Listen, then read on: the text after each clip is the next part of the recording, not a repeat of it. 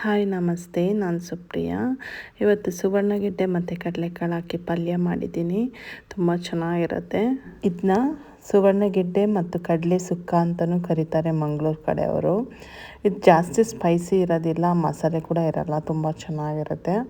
ಈ ಸುವರ್ಣಗೆಡ್ಡೆಯಲ್ಲಿ ಔಷಧಿ ಗುಣಗಳು ತುಂಬ ಇದೆ.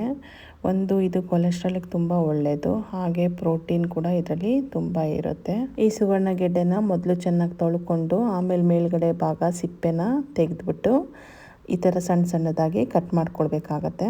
ಮತ್ತು ಇದು ಕಟ್ ಮಾಡುವಾಗ ಕೈ ಇಚ್ಚಿಂಗ್ ಬರುತ್ತೆ. ಗ್ಲೌಸ್ ಹಾಕ್ಕೊಂಡಾದರೂ ಕಟ್ ಮಾಡ್ಬೋದು, ಇಲ್ಲ ಅಂದರೆ ಕೊಬ್ಬರಿ ಎಣ್ಣೆ ಹಾಕ್ಕೊಳ್ಬೇಕಾಗತ್ತೆ ಕೈಗೆ. ನಾನಿಲ್ಲಿ ಹುಣಸೆಹಣ್ಣು ಸ್ವಲ್ಪ ತೊಗೊಂಡಿದ್ದೀನಿ, ಮತ್ತು ಮಿಕ್ಸಿ ಜಾರ್ಗೆ ಒಂದು 5 ಬ್ಯಾಡಗಿ ಮೆಣಸಿನ್ಕಾಯಿ ತೊಗೊಂಡಿದ್ದೀನಿ, ಮತ್ತು 1 ಸ್ಪೂನಷ್ಟು ಜೀರಿಗೆ, 2 ಸ್ಪೂನಷ್ಟು ಧನಿಯಾ ಬೀಜ ಅಥವಾ ಕೊತ್ತಂಬರಿ ಬೀಜ ಹಾಕ್ಕೊಂಡಿದ್ದೀನಿ. ಇದಾದ ನಂತರ ಅರಿಶಿನ ಪುಡಿ ಸ್ವಲ್ಪ ಹಾಕ್ಕೊಳ್ತಾ ಇದ್ದೀನಿ. ಅರಿಶಿನ ಪುಡಿ ಹಾಕ್ಕೊಂಡಾದ್ಮೇಲೆ ನೋಡಿ ಇದಿಷ್ಟು ಹಾಕ್ಕೊಂಡು ಮಿಕ್ಸಿ ಜಾರಲ್ಲಿ ಪೌಡ್ರು ಮಾಡ್ಕೊಳ್ಬೇಕು. ನೋಡಿ ಈ ಥರ ಪೌಡ್ರು ಮಾಡಿಕೊಂಡು ಇದಕ್ಕೊಂದು ಸ್ವಲ್ಪ ನೀರು ಹಾಕ್ಬಿಟ್ಟು ಮತ್ತೆ ಗ್ರೈಂಡ್ ಮಾಡ್ಕೊಳ್ಬೇಕು. ಗ್ರೈಂಡ್ ಆದಮೇಲೆ ಇದು ತುಂಬ ತರಿನೂ ಇರಬಾರ್ದು, ತುಂಬ ನುಣ್ಣಗೂ ಆಗಿರಬಾರ್ದು. ಇಂಥ ಸಮಯದಲ್ಲಿ ತೆಂಗಿನಕಾಯಿ ನೋಡಿ ನಾನು 1 ಕಪ್ ಇಟ್ಕೊಂಡಿದ್ದೀನಿ. 1 ಕಪ್ ತೆಂಗಿನಕಾಯಿ ಹಾಕ್ಕೊಂಡು ಅದನ್ನ ತರಿಯಾಗಿ ರುಬ್ಕೊಳ್ಬೇಕು. ಅದು ರುಬ್ಬಿದ ನಂತರ ಇಲ್ಲಿ ನಾನು ಕಡಲೆಕಾಳು ನೆನೆ ಹಾಕಿದ್ದೆ, ಅದನ್ನ ಇವಾಗ ಹಾಕ್ಕೊಳ್ತಾ ಇದ್ದೀನಿ ಕುಕ್ಕರ್ಗೆ. ಅದಕ್ಕೆ 1 ಈರುಳ್ಳಿ ಹಾಕ್ಕೊಂಡು ಸ್ವಲ್ಪ ಉಪ್ಪು ಮತ್ತು ಸ್ವಲ್ಪ ಅರಿಶಿನ ಅಷ್ಟು ಹಾಕಿದ ನಂತರ 3 ವಿಷಲ್ ಬರೋವರೆಗೂ ನಾವು ಕಡಲೆಕಾಳನ್ನ ಬೇಯಿಸ್ಕೊಳ್ಬೇಕಾಗತ್ತೆ. ನೋಡಿ ಇವಾಗ ಕಡಲೆಕಾಳು ಬೆಂದಿದೆ. ಇಷ್ಟು ಬೆಂದರೆ ಸಾಕು. ಕೈಯಲ್ಲಿ ಅದನ್ನ ಇಸಿಕಿದ್ರೆ ಅದು ಸ್ಮ್ಯಾಶ್ ಆಗೋ ಥರ ಇರಬೇಕು, ಅಷ್ಟಾದರೆ ಸಾಕು.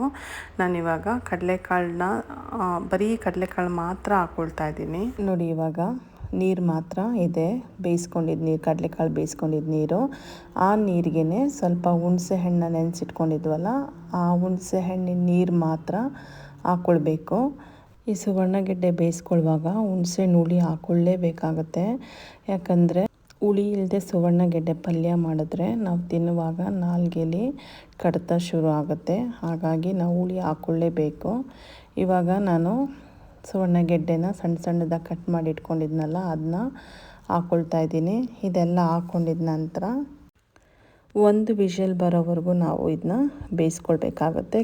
ಇದೆಲ್ಲ ಆದ ನಂತರ ನಾನಿಲ್ಲಿ ಬಾಣಲಿಗೆ ಎಣ್ಣೆ ಹಾಕ್ಕೊಳ್ತಾ ಇದ್ದೀನಿ. ಎಣ್ಣೆ ಹಾಕ್ಕೊಂಡಿದ ನಂತರ ಸಾಸಿವೆ ಸಿಡಿದ ನಂತರ ಜೀರಿಗೆ ಆದಮೇಲೆ ಕರ್ಬೇವಿನ ಸೊಪ್ಪು ಹಾಕ್ಕೊಳ್ತಾ ಇದ್ದೀನಿ.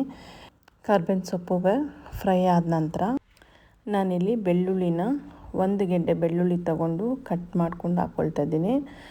ಇದು ಹಾಕ್ಕೊಂಡ್ಮೇಲೆ ಇದು ಚೆನ್ನಾಗಿ ಫ್ರೈ ಆಗಬೇಕು.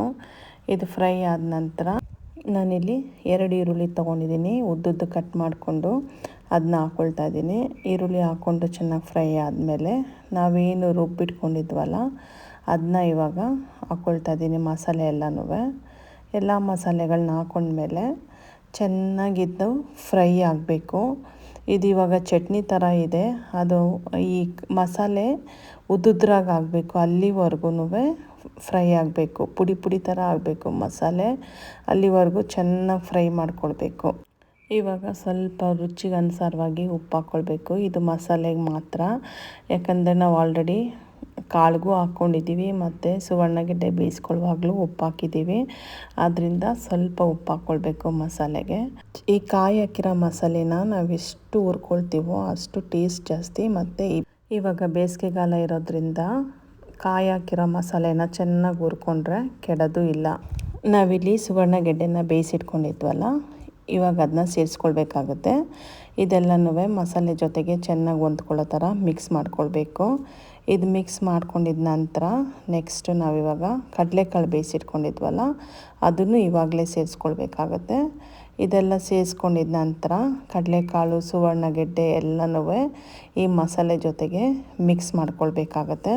ಇದೆಲ್ಲ ಮಿಕ್ಸ್ ಮಾಡಿದ ನಂತರ ಒಂದು 5 ನಿಮಿಷ ಸಿಮ್ಮಲ್ಲೇ ಬೇಯಿಸ್ಕೊಳ್ಬೇಕು.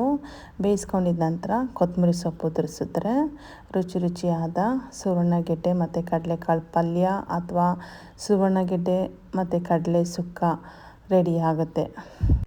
ನೋಡಿದ್ರಲ್ಲ ಈ ವಿಡಿಯೋನ, ಹಾಗಿದ್ದರೆ ನಿಮಗೆ ವಿಡಿಯೋ ಇಷ್ಟ ಆಗಿದೆ ಅಂತ ಅಂದ್ಕೊತೀನಿ. ಹಂಗೆ ಇಷ್ಟ ಆಗಿದ್ದರೆ ನನ್ನ ಚಾನಲ್ನ ಪ್ಲೀಸ್ ಸಬ್ಸ್ಕ್ರೈಬ್ ಮಾಡಿ ಮತ್ತು ನನ್ನ ಸಪೋರ್ಟ್ ಮಾಡಿ. Thank you. God bless you.